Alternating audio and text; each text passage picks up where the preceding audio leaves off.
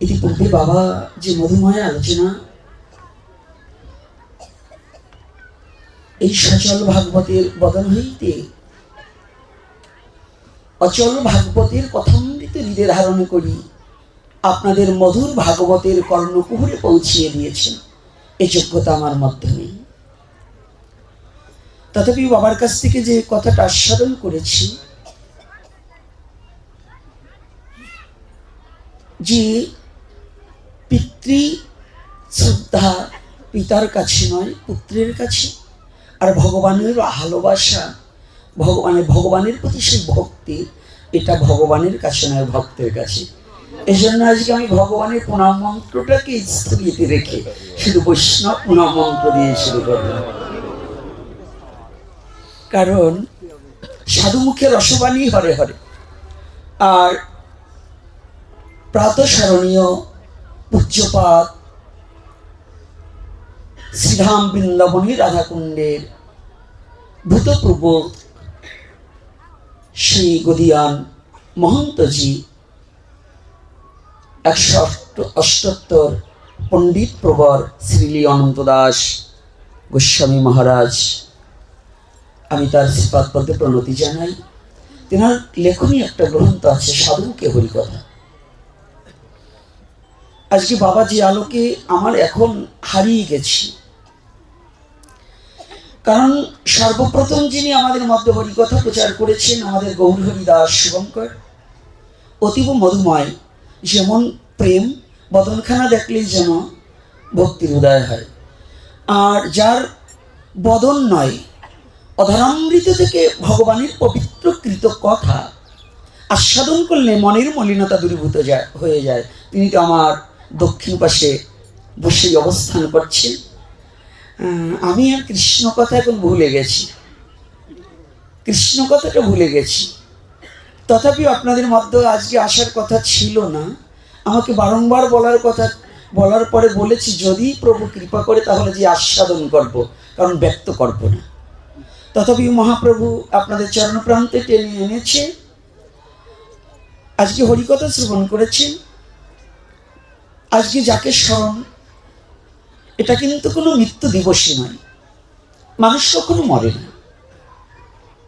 যদি বলি মানুষ মরে যায়, তাহলে মৃত্যু ভাষাটা আসলেন কেন?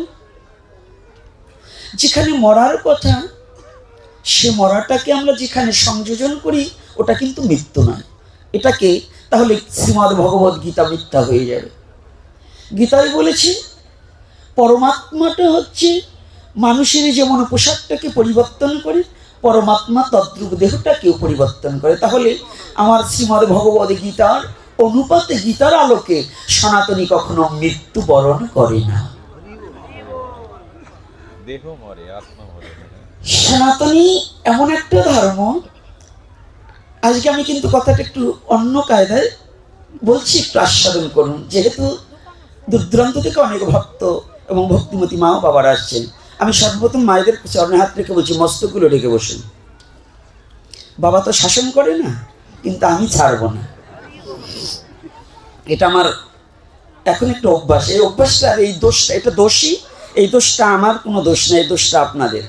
এর কারণ আপনাদের সবার সন্তান হলে মুখে মধু দেয়, আর আমি জন্মিবার পরে হয়তো নিম পাতা দিচ্ছে, এই জন্য আমার একটু কড়া কথাই হয়। তো যাই হোক, কারণ বাবা এত সময় ভক্তি মার্গের কথা বলেছে, আমি একটু তার উল্টো দিকে আলোচনা করছি। উল্টো দিকটা কোথায়? আমার দাদুগুরু, আমার সর্বপ্রথম গুরুদেব যিনি শ্রীল গোপালচাঁদ গোস্বামী, দ্বিতীয় যিনি যার চরণে আবার গুরুরূপে যাকে বরণ করে নিয়েছি, 178 শ্রী শ্রী মুরারি মোহন দাস বাবাজি মহারাজ। আমার সেই দাদুগুরু তিনকড়ি গোস্বামী মহারাজ, তিনি বলতেন আগে ভক্ত হওয়ার চেষ্টা করো না, আগে ভদ্র হওয়ার চেষ্টা করো। তুমি আগে ভক্ত হবে, তোমার পাত্রটা যদি পরিত্যাগী, পাত্রটা যদি পবিত্র না থাকে, আর পাত্রটা যদি তোমার পরিষ্কার না থাকে, যত মূল্যবান বস্তুই সেই পাত্রে রাখা হোক না কেন, সেই পাত্রের গুণে মূল্যবান বস্তু অনাদরীয় হয়ে যাবে, আদরের সহিত কেউ গ্রহণ করবে না। তাহলে যদি সেটা হয়, ওনার একটাই কথা ছিল যে আগে ভক্ত হতে চেষ্টা করো না, আগে ভদ্র হতে চেষ্টা করো। আর তুমি যদি ভদ্র হতে পারো না, যেমন মহন্তের স্বভাব হয় তরাতে পামর, নিজ কার্য নাই তবু যায় পরঘর। আজকে বাবার এত চমৎকার চমৎকার কিছু ভজনীয় দিক থেকে আলোচ্য বিষয় আমার এ জীবনে সম্ভব নয়। বাবা যেখানে আমাকে আলোচনার মধ্যে দাঁড় করিয়েছে ওখানে যাওয়ার মতো কোটি জন্মেও আমার যোগ্যতা হবে না, তথাপি বাবার সেই আলোকে কথাটা বলছি।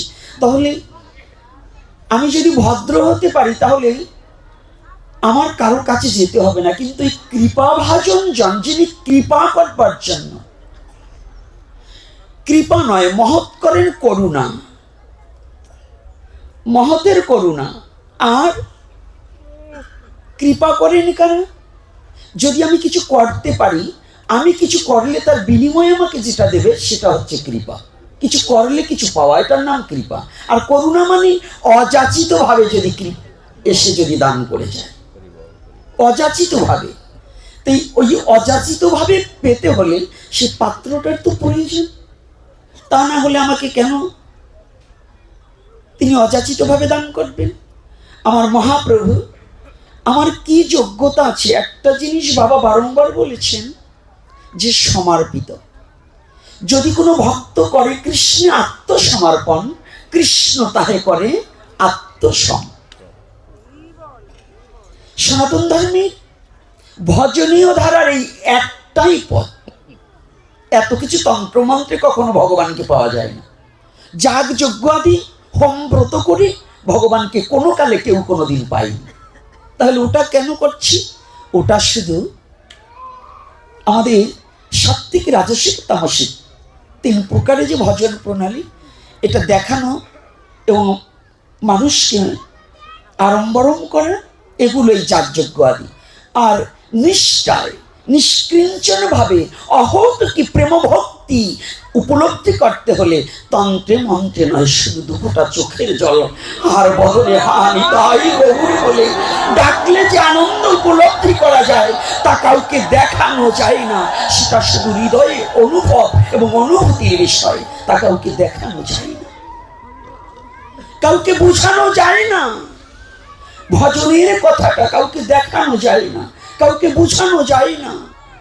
তাহলে কে বুঝতে পারে? আমি একটু অন্য আঙ্গিকে একটা কথা বলছি, ক্ষমা সুন্দর দৃষ্টিতে দেখবে। যদি বিশ্ব জগতে কোনো একটা মা, একটা যুবতী নারী, তার বিবাহ হয়নি, তাকে যদি কোনো আমার মতো বাচাল প্রশ্ন করে, মাগো একটা সন্তান প্রসবের কেমন যন্ত্রণা, যে মেয়েটার বিবাহই হয়নি, বিয়ের ফিরিতেই বসেনি, তাকে যদি আমার মতো বাচাল প্রশ্ন করে, মা বলো একটা সন্তান প্রসবের কেমন যন্ত্রণা, সে কোনোদিনই যেমন বলতে পারে না। এ জগতে যতদিন পর্যন্ত আত্মসমর্পিত চিত্ত না হবে ততদিন পর্যন্ত মরম দিয়ে অনুভূতির জগতে কখনো ভগবত ভক্তি উপলব্ধি করা সম্ভব নয়। অর্থাৎ যিনি ভজন করে তিনি একমাত্র এই কৃষ্ণ প্রেমটাকে আস্বাদনের বিষয়টা বুঝতে পারে। যিনি ভজন করেনি, তাহলে ভজন কেমন? শুধু নিরামিষ খেলাম, তিলক পড়লাম, মালা নিয়েছি, আর এই শুধু গ্রন্থ পড়ে পড়ে বিশ্ব জগতে বলছি, এটা নয়। ভজন ভজন বহু প্রকার। এই যে আপনারা ছুটে এসেছেন, আজকে আমার বিল্লমঙ্গল বাবার বদন হইতে হরিকথা আস্বাদনের জন্য, আজকে কিন্তু আমার আসার কথা নয়। অনেকে হয়তো এখন কষ্ট পাচ্ছেন যে আসবার বলছি জামাই আইসে পুত্র চাই কেন চাই কোট পানে, কারণ আজকে হরিকথা বলার কথা ছিল আমার বাবার, কিন্তু সেখানে হরিকথা বাবা কৌশলেই হতভাগা দাসের প্রতি তুলে দিয়েছে। তাহলে অনেকের অন্তরে হয়তো ব্যথা থাকতে পারে, ক্ষমা সুন্দর দৃষ্টিতে দেখবেন, কারণ বাবার মতো এত মধুময় করে হরিকথা আমি বলার মতো যোগ্যতা এবং ধৃষ্টতা আমার কোনোটাই নেই। তবুও বলছি, এই আপনারা যে হরিকথা শ্রবণ করবার এই অনুগত প্রাণটাকে তৈরি করেছেন, এটাও একটা ভজন। জন্মে না জন্মিল রতি শ্রী গুরু বৈষ্ণবের প্রতি। জন্ম জন্মান্তর বহুত জন্মের পুঞ্জিত ফলম হেন জন্মল ভয়তে। বহু বহু জন্ম অতিক্রম না হলে কোনোদিন কোনো সাধুগুরু বৈষ্ণবের বদন হইতে হই কথার পিপাসা জাগ্রত হয় না। এক জন্মের স্বীকৃতিতে কখনো ভক্তের বদন হইতে হরিকথা শ্রবণের পিপাসা জাগ্রত হয় না। তাহলে বহুত জন্মের পুঞ্জিত ফলম হেন জন্মল ভয়েতে। বহু বহু জন্ম অতিক্রম করে এই জন্মটায় হয়তো ভগবত ভক্তের বদন হইতে ভগবানের কথা শ্রবণ করার মতো পিপাসা এবং লালসা জাগ্রত হয়েছে। লোভ আমাদের কয়টা রিপু বাবা? আরে বলুন না কেন, আপনারা তো আমাদের চেয়ে ভালো জানেন। 6টা রিপু কি কি? প্রথম বলছি কাম, ক্রোধ, লোভ, মোহ, মাদ, মাৎসর্য। আচ্ছা, এই 6টা রিপুকে আমাদের সমস্ত সাধুরা কিন্তু গুরুদেবরা বলছে এই 6টাকেই পরিত্যাগ করার কথা, নাকি? এই 6টা থাকলে কি ভজন হবে? হবে না। একটা নতুন সংবাদ আজকের এই কলিযুগের জন্য, একটু নতুন সংবাদ, এর একটাকেও ত্যাগ করা যাবে না। এই কলিযুগের জন্য একটাকেও ত্যাগ করতে পারবেন না। তাহলে কি? একটাকেও ত্যাগ করা যাবে না, প্রত্যেকটাকে রাখতে হবে। কিন্তু এর একটু তাৎপর্য বিষয়ক কথা আছে। যেমন একটা ছুরি ডাকাতের হাতে থাকলে একজনের প্রাণ নিয়ে নেবে, যদি কোনো ডাক্তারের হাতে থাকে তাহলে একজনের প্রাণ রক্ষা করবে। রাধে রাধে। কাম হচ্ছে এমন একটা জিনিস, এই কাম যদি মানুষের হৃদয়ে না থাকে সে মানুষ কখনো হাঁটতে চলতে পারে না। তাহলে কামও কিন্তু ভগবান স্বীকার করেছে, কাম রূপেও আমি। তাহলে কি কামটাকে অনাচারী ভাবে ব্যবহার না করে সঠিক জায়গায় যদি প্রয়োগ করে তাহলে কাম কিন্তু খারাপ নয়। তাহলে লোভ, ক্রোধ, ক্রোধের প্রয়োজন নেই। আমাদের সনাতন ধর্মেতে একটা মন্ত্র যা পেয়েছি না, সাধু মারার ভালো একটা কায়দা পেয়েছি। ত্রিনাথকে শুনেছেন, তরুরে বসুহিষ্ণ অমানেন মানদেন কীর্তনিয়া সদাহরি। সনাতন ধর্মের এই একখানা শ্লোক দিয়ে না সনাতন ধর্মকে শেষ করার একটা কায়দা করে দিয়েছি। আরো যে শ্লোক আছে সে জায়গা কিন্তু আমরা যাচ্ছি না। শুধু মহাপ্রভু ত্রিনাদকে শুনেছেন, তৃণের মতো নিচে হও, তরুরে বসহিষ্ণ, তরুর মতো সহ্য ক্ষমতা করো, অমানেন মানদেন, যে তোমাকে মারবে তথাপি তার কাছ থেকে করজোর করে চলে আসে। যুব সমাজ একটু ভালো করে আমার কথাটা শুনবে। আজকে আমি কিন্তু একটু এই 6টা রিপু একটু ব্যতিক্রম করে আলোচনা করছি। বাবা যেন আমার প্রতি কষ্ট নেয় না। কি আলোচনা একটু করবো না করবো না? ক্ষুধা লাগছে নাকি? হ্যাঁ, আলোচনা একটু করবো। আরে আমি 2টোর সময় আসছি, তখনও দেখি ভক্ত আসে। ক্ষুধা লাগলেও তো আজকে বাঁচিয়ে পেয়েছে, যারা পরে এসে তাকে পরে খেতে দেবো। কথাটা বুঝেন? কারণ পিপাসিত চিত্তে খুঁজতে হয় খাবার। খাবার এক জায়গায় আছে, কিন্তু যার পিপাসাটা তার তো খুঁজে নিতে হবে।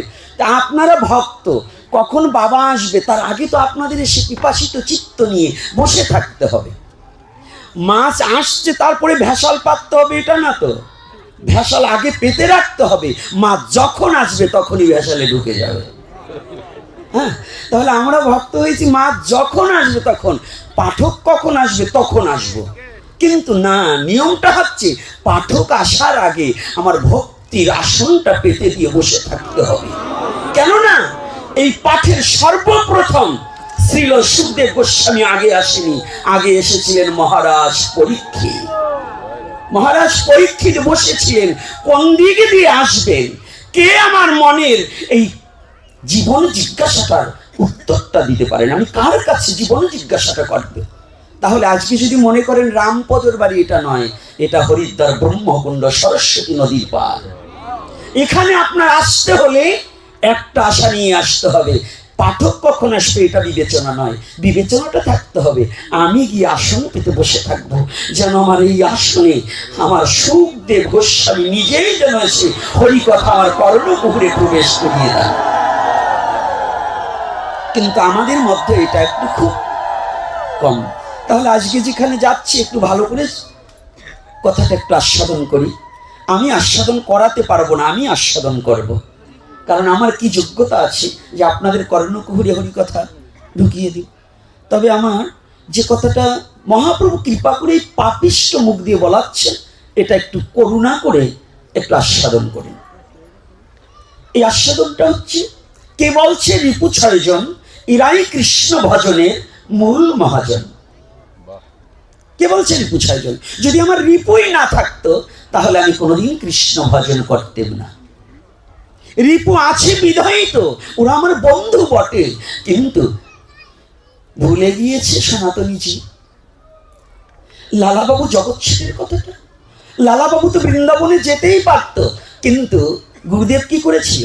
কাকে নিয়ে যেতে বলেছিল? ভিক্ষার জন্য পাঠিয়েছেন জগৎ শেঠের বাড়ি। বলেছে তুমি একা নয়।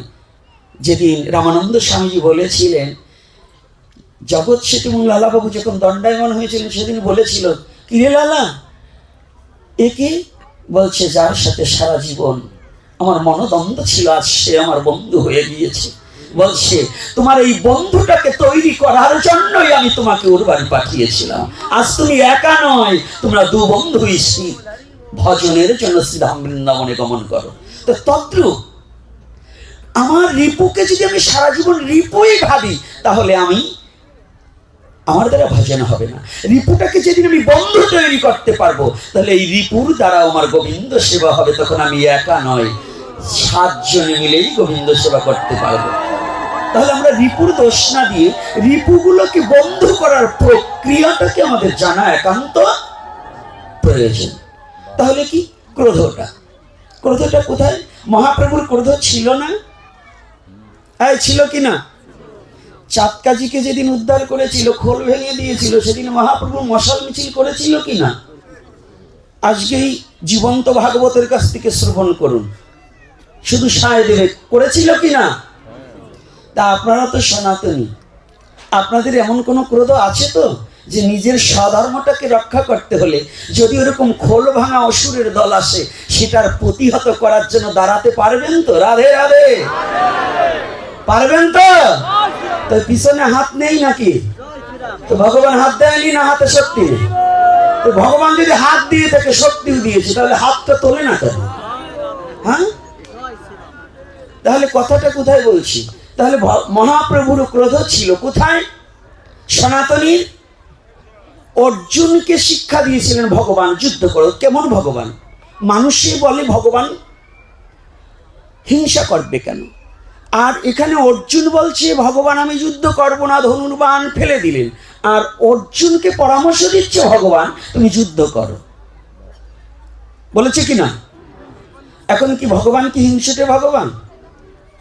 হিংসুটে ভগবান কেন? তাহলে ভগবান যুদ্ধ করতে বললেন কেন? এর একটা কারণ আছে। ক্যান্সার বহুবিধ। যদি মনে করেন আপনার হাতের তালুতে ক্যান্সার হয়েছে, কিংবা একটা মায়ের স্তনে ক্যান্সার হয়েছে, এখন এই ক্যান্সারের জীবাণুটা যদি সারা গায়ে ছড়িয়ে পড়ে, লোকটা মারা যাবে। ডাক্তারের কাছে যাওয়ার পরে ডাক্তার পরামর্শ দিলেন যদি ওই স্তনটা কেটে ফেলা হয়, কিংবা এই হাতের কবজিটা কেটে ফেলা হয়, তাহলে এই ব্যক্তিটা বেঁচে যাবে। এখন কোনটা করণীয়? এই কথা বলতে হবে, কোনটা করণীয়? আমার বেঁচে থাকা প্রয়োজন না মরে যাওয়া প্রয়োজন? যদি আমার বেঁচে থাকার জন্য একটা হাত নাও থাকে, তাহলে আমার হাতটা পরিত্যাগ হয়ে যাক, তবু তুমি বেঁচে থাকতে পারছি। একটা স্তন না থাকলে আমার সৌন্দর্য নষ্ট হবে না, তবে আমি বেঁচে থাকতে পারবো, আমার গোবিন্দের নাম করতে পারবো। অর্জুনকে সেই শিক্ষা দিলেন, তোমার ওই ক্যান্সার রূপ অধর্মকে বিনাশ করে দিয়ে তুমি ধর্ম প্রতিষ্ঠার জন্য যুদ্ধ করো, তাতে তোমার কোনো পাপ হবে না। তাহলে ক্রোধ আছে, ক্রোধ করা কোনো দোষ নেই, কিন্তু ক্রোধটা হতে হবে অধর্মের প্রতি, অন্যায়ের প্রতি। রাধে রাধে, কথাগুলো কি বোঝা যাচ্ছে না কষ্ট হচ্ছে? মায়েরা কি ক্ষুধা লেগেছে নাকি? ক্ষুধা লাগেনি? আচ্ছা আচ্ছা, রাধে রাধে। মাঝে মাঝে একটু শুনে নিতে হয়, নাহলে আমাদের আবার ওই গাড়ি চলছে তো ট্রেন, ওই সব জায়গা দিয়ে তো ব্রেক করা যাবে না। এই জন্য মাঝে মাঝে একটু শুনে নিলাম যে আপনাদের ক্ষুধা লাগলে বন্ধ করে দেবো। তো এইবার দেখুন, তার লোভ যদি না থাকে, আপনারা আসছেন কেন? এখানে প্রত্যেকটা ব্যক্তি লোভী। কি লোভী কিনা বলুন? একজন ব্যক্তি বলুন যে আজকে লোভ নেই। একজন ব্যক্তি হাত তুলে বলুন যে লোভ নেই।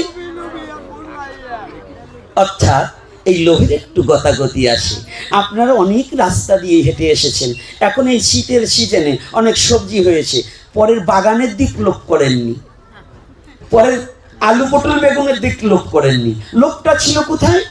আজকে রামপদর বাড়ি দিয়ে আমার প্রিয় মঙ্গল বাবা আসবে, শুভঙ্কর আসবে, তাদের বদন হইতে হরিকথা আস্বাদন করবে। এই যে লালসা, এই যে পিপাসাটা নিয়ে ছুটে এসেছেন, এই লোভটা নিয়ে যে ছুটে এসেছেন, এই লোভ যেন জন্ম জন্মান্তরে প্রতিটা ভক্তের হৃদয়ে সহস্র গুণ বৃদ্ধি পায়, বৃদ্ধি পায়। এই লোভ যেন কোনোদিন না কমে যায়। এই লোভ যেন প্রতিটা ভক্তের হৃদয়ে জাগ্রত হোক, প্রতিটা জীবের হৃদয়ে জাগ্রত হোক। কোন লালসা? যে লোভ লালসাটা যেন সাধু গুরু চরণ সেবার, গুরু চরণ সেবার, বৈষ্ণবের চরণ সেবার, ভগবানের সেবা পূজার এই লালসা, এই লোভটা যেন প্রতিটা জীবের হৃদয়ে বেড়ে চলুক। যেন পরদ্রব্য সঞ্চয়িত আত্মসুখের জন্য, সঞ্চয় করার জন্য যেন লোভ এবং লালসা না যাবে। নাকি? রাধে রাধে। তাহলে আজকে ওখানে, তাহলে আমরা কোথায় ধরা পড়ে গিয়েছি? 10টা বাল্ব যদি ঘরের দিকে থাকে, এই 10টা বাল্ব যদি ঘরের দিকে থাকে, যত অন্ধকার হোক ঘরের মাঝে পরিষ্কার থাকবে, থাকবে কি না? আর যদি ঘরের বাল্ব না লাগিয়ে ওই বাল্বের মুখগুলো যদি, ফোকাসগুলো যদি বাহির দিকে থাকে, যদি ঘরের মধ্যে না থাকে, তাহলে ঘর কি অন্ধকার থাকবে না আলো থাকবে? হ্যাঁ, অন্ধকার থাকবে। তো আমাদের 10 ইন্দ্রিয় ষড়রিপু, এটা আমরা অন্তর্মুখী না করে বহির্মুখী করলেই আমাদের জীবনে বিপদ। আর যদি অন্তর্মুখী করি তাহলে কি দিব্য এই হৃদয় ঘরখানা পরিষ্কার হয়ে যাবে। তখন আমার হিংসা, নিন্দা, অহংকার সমস্ত পালিয়ে যাবে। বলো না গো রাধে রাধে। সব যখন পালিয়ে যাবে তখন ভগবানকে খুঁজতে হবে না। ভগবানকে খোঁজার মতো যোগ্যতা পৃথিবীর কোন জীবের হয়নি। ভগবানকে খোঁজার মতো যোগ্যতা, এত বড় ধৃষ্টতা, এত বড় সাহস, এত বড় ভজনশীল ব্যক্তি পৃথিবীতে কোনো জন্ম হয়নি। ভগবানকে খুঁজবে, কারণ আমি ভগবানের কি সেবা পুজো জানি। আমার বলতে কি আছে যে আমি ভগবানকে দেব? আপনি বলুন তো, যে পুষ্পটা আজ ভগবানের চরণে দিয়েছেন, এই পুষ্পটা কার? বৃক্ষ যদি বলে আমার পুষ্প দিয়ে তুমি ভগবানকে পেতে চাও, তুমি তো লোভী, তুমি আমার প্রতি জোর করে চয়ন করে নিয়ে তুমি ভগবানকে দিয়েছো, ওটা তো আমার বস্তু। তুলসী যদি পত্রটা আপনি চয়ন করে এনেছেন, তুলসী যদি বলে ওটা তো আমার, তুমি কি দিয়েছো? তুমি ভগবানকে পেতে চাও? তোমার কি আছে? তুমি কি দিয়েছ? যে জল গুণ্ডস দিয়েছ, গঙ্গা দেবী যদি বলে তুমি কাকে দিয়েছ, ওটা তো আমার। ভগবান বললেন যদি তোমার কোনো বস্তু থাকে সেই বস্তুটা দাও। শুদ্ধ ভক্ত বললেন তাহা নয় প্রভু, তুমি যে কথাটা বলেছ সেটাও নয়। কেননা আমি যে বদনে হা কৃষ্ণ বলবো, এই বদন খানাও তো তোমার দেওয়া।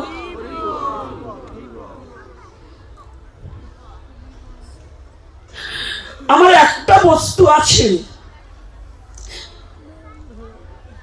সে বস্তুটার কথা একটু পরে বলছি। তুমি যে নয়ন ভরে আমরা সমস্ত জীব জানি ভগবান মন তুলসী আর নয়নের জলে সন্তুষ্ট থাকে, এই নয়ন দুটোও তো আমার গোবিন্দের দেওয়া। এই নয়ন দুটো কার? নয়ন দুটো আমার গোবিন্দের। তুই হা কৃষ্ণ বলে যে কাঁদবো, এই নয়ন দুটো গোবিন্দের। জল তো নয়নের জল আমার গোবিন্দের, আমার বলতে কি আছে? শুদ্ধ নিষ্কিঞ্চন ভক্ত বললেন প্রভু আমি যে নয়নে কাঁদবো, আমি যে তোমার বদন দেখার আকাঙ্ক্ষা করব, তোমার চরণ দর্শনের আকাঙ্ক্ষা করব, এই যোগ্যতাও আমার নেই।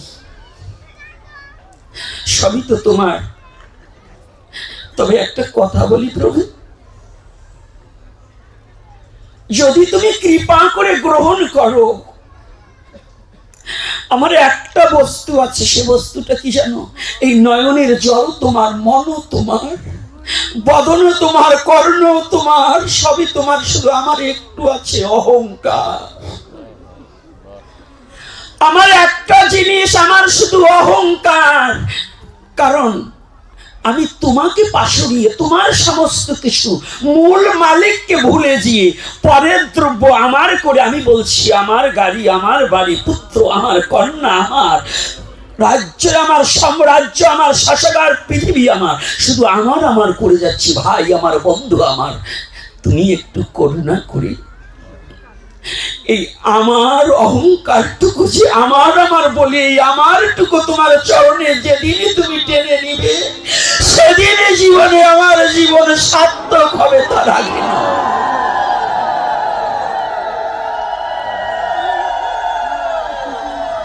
সেদিন আমার জীবনের সার্থক হবে, যেদিন আমার আমার জবে যাবে, তবে দেহ শুদ্ধ হবে। যতদিন আমার আছে ততদিন পর্যন্ত দেহ শুদ্ধ নয়। যেদিন আমার আমিত্ব তোমার স্বামিত্বতে মিশিয়ে দিতে পারবো, সেদিন হয়তো আমার তোমাকে তোমাকে পাওয়ার নয়, তোমার ভক্তকে ভালোবাসার বিন্দু মাত্র। সর্বঘটে বিরাজমান সে, কোনো ঘট নয় খালি, কোনো ঘটে প্রস্ফুটিত, কোনো ঘটে কলি। সবার মধ্যে আছে, কিন্তু সেদিন হয়তো কিছু প্রস্ফুটিত হতে পারে। আজকে আমরা যে কথাটা বলছি, সনাতনী জাতি, আজকে যারা মায়েরা বাবারা এসেছেন, পৃথিবীতে যত ধর্মই আসুক, আমি অন্য কোনো ধর্মের কথা বলি না, আমি আমার স্বধর্মের কথা বলি।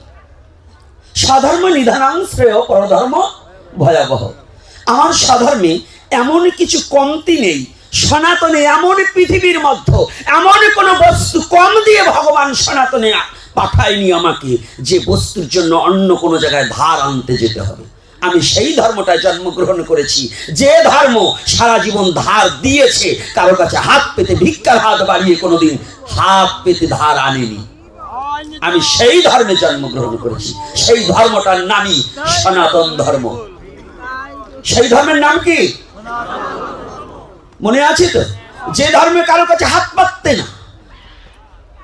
পৃথিবীর কোন ধর্মের গ্রন্থের রেফারেন্স টানতে হবে না। অন্য কোন ধর্মের রেফারেন্স সনাতন ধর্মের গ্রন্থে কোথাও খুঁজে পাবেন না। আর যদি কোনো গ্রন্থে দেওয়া থাকে, বুঝবেন এই গ্রন্থ এই আমাদের মানব রচিত কোনো পণ্ডিতের, ওই যে মূর্খ পণ্ডিতদের কিছু কারসাজি আছে। এটা কোনো ব্যাস কৃষ্ণ দ্বৈপায়ন বেদব্যাসের রচিত কোনো গ্রন্থ নয়, এবং আমার স্বরগোস্বামীর কোনো গ্রন্থ নয়। এটা জেনে রাখবেন। কারণ এখন তো বর্তমানে আমাদের ওই যে মত পথের আর অবশেষ নেই। ওই ইচ্ছা মতো, স্বেচ্ছা মতো নানামুনি নানা মতো কয়, ইচ্ছা মতো যার যার মতো করে বিভিন্ন রকম প্রকাশ করা হয়। কিন্তু আমি এমন একটা ধর্মে জন্মগ্রহণ করেছি, এই সনাতন, যে সনাতনে কারো কাছে ধার ভিক্ষার হাত বাড়াতে হয় না। হে যুব সমাজ, আমার মনুষ্যকুলে জন্মগ্রহণ করলে বহু জায়গায় যাওয়া যায়, কিন্তু বহু জন্মের সুকৃতি ভিন্ন সনাতন ধর্মে জন্মগ্রহণ করা যায় না। কথাটা কি কষ্ট হচ্ছে নাকি? হ্যাঁ, কষ্ট হচ্ছে। বহু জন্মের স্বীকৃতি না থাকলে সনাতন ধর্মে জন্মগ্রহণ করা যায় না। তাহলে এই সনাতনে জন্মগ্রহণ করে ওই যে শ্লোকখানা শিখেছেন, এই শ্লোকখানা সব জায়গায় প্রয়োগ করা যাবে না।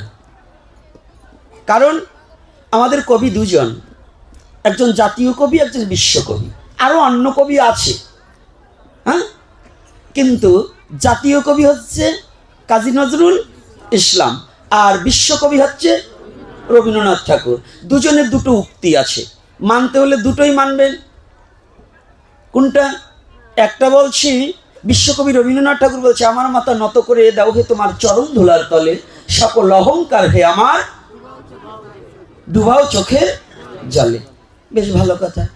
আবার এইবার যে নজরুল বললেন, বলো বীর উন্নত মম শির, এখন কোনটা মানবেন? মানবেন কোনটা?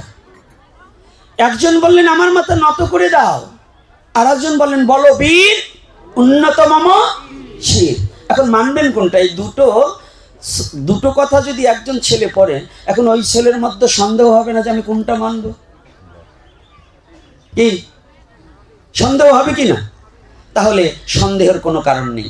অর্থাৎ ক্ষেত্র গো বিভাগ যোগ, সনাতন ধর্মে বলছে ক্ষেত্র বুঝে ওই কথা প্রয়োগ করতে হবে। যদি ক্ষেত্র না বুঝে কথা প্রয়োগ করো, তাহলে সারা জীবন মায়ের খেতে হবে, কোনোদিন তুমি মাথা উঁচু করে দাঁড়াতে পারবে না। বলছে কেন? বিশ্বকবি রবীন্দ্রনাথ ঠাকুর বলেছিলেন, উনি ভক্তির প্রতীয়মান মূর্তি হিসাবে উনি জগজ্জীবকে বললেন, যদি কোনো সাধুগুরু বৈষ্ণবকে দেখো, তুমি তোমার মাথাখানা অবনত মস্তকে তার চরণে প্রণাম করে বলো যে আমার মাথা নত করে দাও হে তোমার চরণ ধুলার তলে, সকল অহংকার হে আমার ডুবাও চোখের জলে। এটা একমাত্র গুণীজনের কাছে, সাধুজনের কাছে, বৈষ্ণবের কাছে, শ্রদ্ধাবানের কাছে তার চরণে মাথা নত করতে হবে। কিন্তু যখন আপনার অধার্মিক অসুর যখন আপনার ধর্মের প্রতি আঘাত করবে, তখন যদি আপনি মাথা নত করেন, তখন কিন্তু মাথা নিয়ে আর ঘরে ফিরতে পারবেন না, হরিবোল করে দেবে। দেবে কিনা? হরিবোল করে দেবে না? তাহলে ওখানে কি করছে? যাচ্ছে ওখানে বলছে বলো বীর উন্নত মম শির। তখন তুমি বীরের বেশে আমি যোদ্ধা হয়ে অধর্মকে বিনাশ করার নিমিত্তে স্বধর্মকে প্রতিপালন করে নিজের ধর্মকে ভালোবেসে স্বধর্মকে রক্ষা করার জন্য বীর সেজে সেখানে যুদ্ধ করতে হবে। সেখানে কখনো মাথা নত করা যাবে না। কি কষ্ট পাচ্ছে নাকি? হ্যাঁ, কেন? সাধু দেখলেই বলবেন সাধুদের রাগ নাই। কি একটা কায়দা পাইছে, উনি অকাম করবে আর সাধুরে পিটাতে পারবে না। ওই আমার মতো এই শয়তানের কাছে বলবে না, এটা বাবার কাছে বলবে, আমার কাছে না। আমার কথা যখন যেমন তখন তেমন, এটাই স্বধর্ম প্রতিপালনের নিয়ম। না হলে ভগবান কৃষ্ণ কখনোই অর্জুনকে যুদ্ধ করার স্বীকৃতি দিত না। তাহলে কি দিয়েছে? সনাতন ধর্মে অভয় বাণীও আছে, খড়গ হাতে নিয়ে দাঁড়ানো আছে। আছে কি না? মা কালীর হাত কি সবগুলোই খড়গ হাতে? হ্যাঁ, কোনোটাই কি বরমুদ্রায় আছে না, আশীর্বাদ দান করছে না? আবার কোনোটার মুন্ডুমালা মুন্ডু হাতে নিয়ে খড়গ নিয়ে দাঁড়িয়ে আছে কিনা? আছে কিনা? তাহলে কি এটার উদ্দেশ্য কি? বলছে শোনো, আমি বরদান তাকে করি, কাকে? যদি যে জাতির শক্তি নাই, সে জাতির ভক্তি নাই। কিসের এত ভক্তি? হ্যাঁ, যে গরু খেতে পারে না, খৈল ভুসি খেতে হজম করতে পারে না, যার হাড় বেরিয়ে গেছে, ও নাঙ্গল জমাল চাল টানতে পারবে? তাই সনাতনী জাতি শক্তি না থাকলে ভক্তি থাকবে না। আগে শক্তিমান হও। শক্তি যদি থাকে ভক্তি আসবে, আর যদি ভক্তি থাকে তাহলে তোমার মুক্তি আসবে। যদি শক্তি আর ভক্তি, যদি শক্তিবিহীন ভক্তিকে চাও, জীবনে কোনোদিন মুক্তি পাবে না, জীবনে কোনোদিন মুক্তি পাবে না। তাহলে শক্তি আর ভক্তি দুটোকেই যদি তুমি আয়ত্ত করতে পারো, শক্তি যেখানে প্রয়োগ করার দরকার শক্তিকে প্রয়োগ করবে, আর ভক্তিকে যেখানে প্রয়োগ করার দরকার তখন ভক্তি প্রয়োগ করবে। যদি এ দুটোকে পারো তবে তুমি সনাতনী, না হলে তুমি কাপুরুষ। আর কাপুরুষের সনাতন ধর্মে কোনো স্থান নাই। ওই আর মগা গরু নিয়ে কখনো কি হাল চাষ করছেন নাকি? ওই কথাটা, হ্যাঁ, ওই শক্তিবিহীন গরু নিয়ে হাল চাষ করা যায় নাকি? তাহলে শক্তি কত প্রকার? খালি গায়ে শক্তি থাকলে হবে না, মনোশক্তিরও প্রয়োজন আছে। আছে কি না? তাহলে দুটো শক্তি প্রয়োগ। আমি কিন্তু একটু আগেই বলছি, বাবা বলবে ভক্তির কথা, আমি কিন্তু একটু ঘুরিয়ে দিলাম, একটু ঘুরিয়ে দিয়েছি। তাহলে আজকে আপনাদেরকে যে কথাটা আমি বারংবার বলছি, এখনো বলছি, প্রত্যেকটা জায়গায় আমি কোনো দল মত নির্বিশেষে, অনেকে জানে, অনেকে কথা বলছে যে আমি রাজনৈতিক কথা বলি অমুক তমুক। আমি কোনো রাজনীতি কথা বলি না, কারণ আমার বাপও দাঁড়ায়নি, ও শেখ হাসিনাও আমার মা না, খালেদা জিও আমার মাসি না, আর ওই জামাতি ইসলামের আমার বাবা না। আবার সবাই আমার আপনজন। যদি আমার সনাতনের পক্ষে, আমার সনাতনের এই লাঞ্ছিত, গঞ্জিত এবং নিপীড়িত জাতিকে যদি আশ্রয় দান করে, এদের যদি এই সম্পত্তি থেকে বিতাড়িত না করে, যদি সনাতনী জাতি নিশ্চিন্তায় যে ঘুমাবার দেবে, আমি তার সাথে সম্বন্ধ স্থাপন করে তাকে বাবার চিন্তায় ভালোবাসবো। আর যে আমার সনাতনী জাতিকে, আমার মন্দির মসজিদ ভাঙবে, আমার মন্দিরকে ভাঙবে, আমার সনাতনীর প্রতি অত্যাচার করবে, আমার মা বোনদের ইজ্জত নিয়ে টানাটানি করবে, আমার বাড়ির কুকুরটাকে যতটুকু শ্রদ্ধা করি, ওকেও আমি তাও করি না। কুকুরের চেয়ে ঘৃণার চোখে দেখি আমি তাকে, যে আমার স্বজাতিকে ঘৃণার চোখে দেখবে।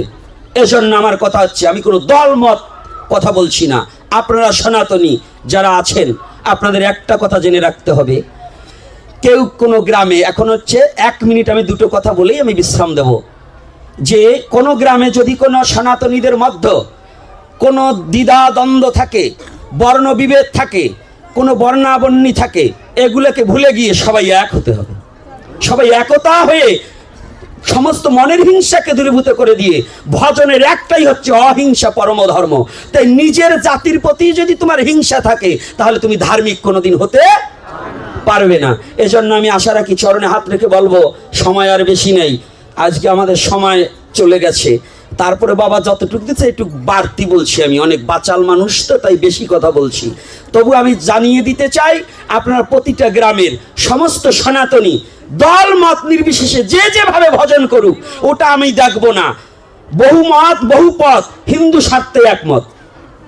কথাটা বোঝা গেছে? বহু মত বহু পথ, সনাতনের স্বার্থে একমত। আমরা সবাই সনাতনী। আপনারা সকলে আমার আলোচনায় যদি ব্যথা পেয়ে থাকেন, নিজের সন্তান রূপে ক্ষমা সুন্দর দৃষ্টিতে দেখবেন। আর সকলে যারা এসেছেন, প্রসাদের ব্যবস্থা আছে, প্রসাদ না পেয়ে কেউ যাবেন না। আর কৃপা পূর্বক আজকে যে বাড়িতে এসেছি, প্রার্থনা বাবা করেছে, আজকে সেই স্মরণ সভা রামপদর বাবা এহলোক থেকে এবং মা পরলোকে গমন করিয়াছে, তাহাদের